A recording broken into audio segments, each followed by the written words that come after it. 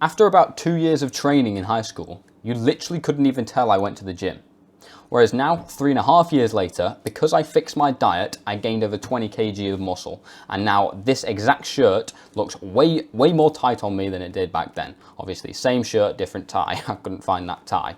And today I want to go over exactly what I eat as a lunchtime meal to pack on size, because lots of people nowadays go over things like, oh, you know, that high protein breakfast or high protein snack that you can use, and you've got, like, you know, bagels like peanut butter and stuff, but it doesn't give you size because there is lots of scientific detail that they're not telling you, because things like protein quality, complete proteins, different amino acids you need, and also anti-nutrients as well in all of these foods, they are stopping you from getting to your goals.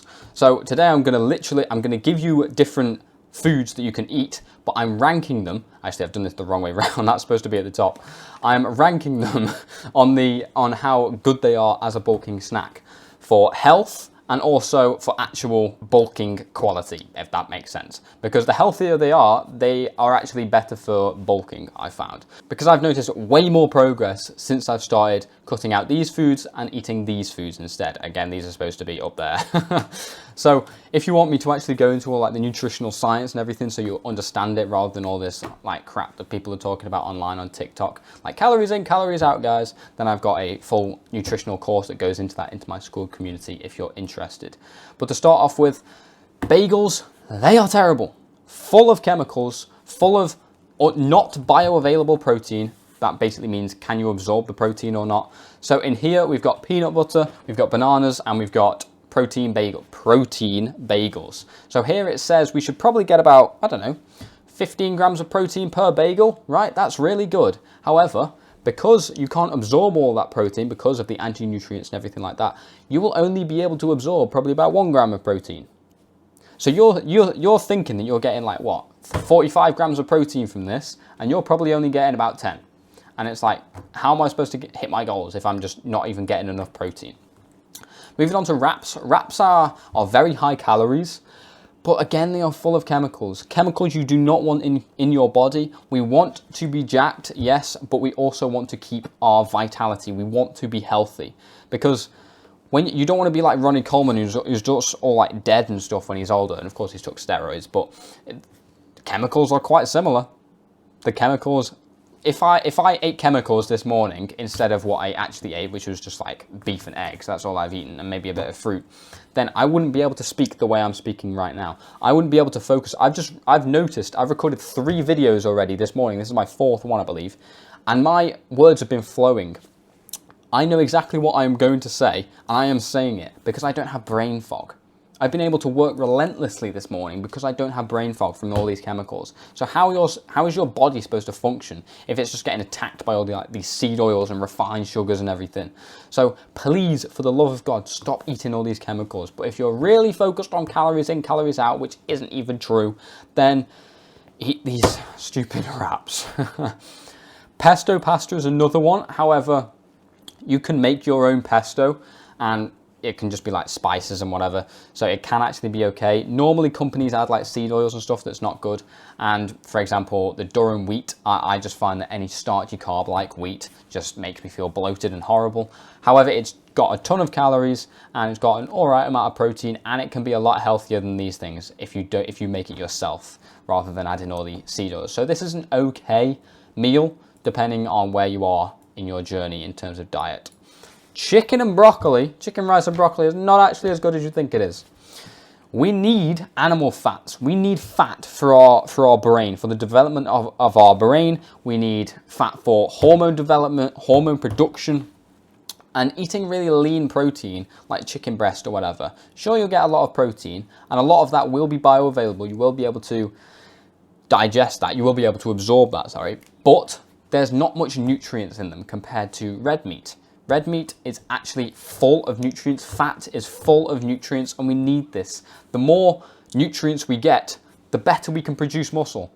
I sort of slacked in the past week or so. I've only been to the gym in the past few weeks for literally about 4 sessions. I haven't trained incline dumbbell bench press in probably about 2 or 3 weeks. I went back yesterday and my lifts went up. I didn't train it for weeks. and my lift went up. I got more reps than I did before, and I felt phenomenal because my body is like, thank God, rather than you just eating like all this Monster or whatever, or like Red Bull before you go to the gym, I'm drinking orange juice, pure orange juice. I'm eating an apple before I go. So if you actually get the correct nutrients, then your hormones can regulate, and they're like, oh, finally, right, okay, we can actually start building muscle for this guy, rather than just, it's getting attacked by all these like carcinogenic, cancerous chemicals and everything. So please just eat correctly. So this is an okay meal. Yes, there's nothing inherently wrong about it. Of course, there's anti-nutrients which block the absorption from like the broccoli.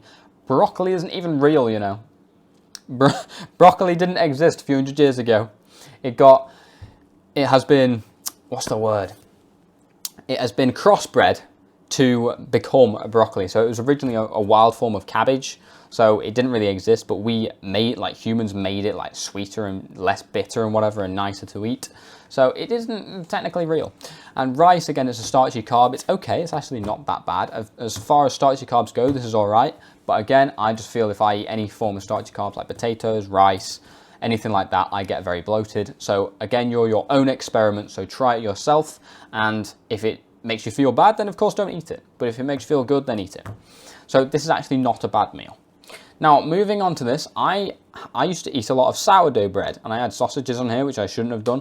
But if you have proper sourdough bread, it's like Jason's sourdough, or if you go to your local shop, you can probably find one. If you look on the back, it's got real ingredients in, instead of like weird ingredients, like loads of seed oils and stuff.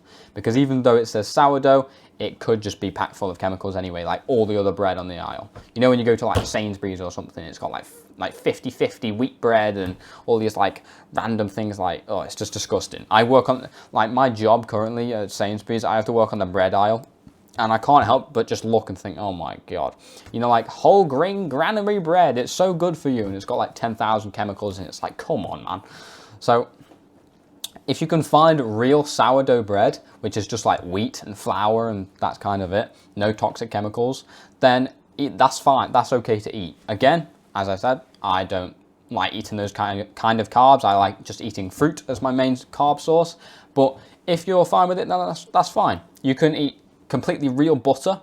So you can have Lurpak, that's real butter. I eat one called Kerrygold. So essentially, you have like the bricks. You have the spreadable butter, and then you have the bricks, which is like harder butter.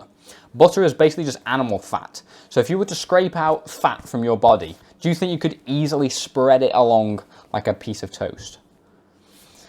Please don't fall for the scams of like low fat, spreadable, perfect, heart healthy butter, guys, because it's not. It's made just purely of chemical.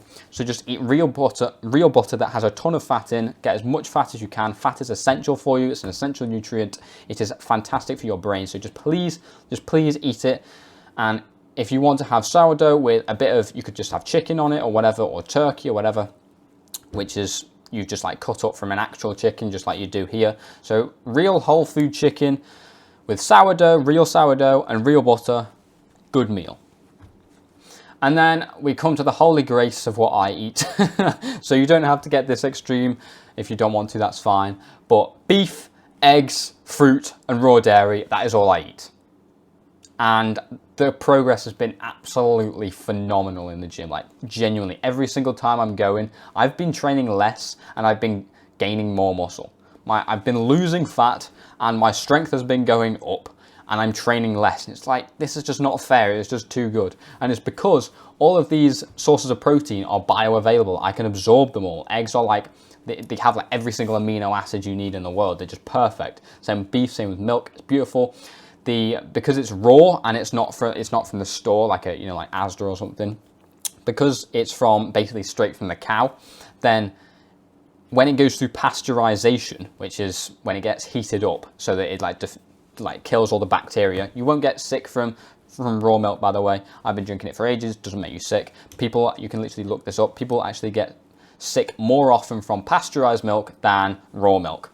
So raw is just basically non-processed. So you're drinking the processed version of milk, which processed is never a good word, right?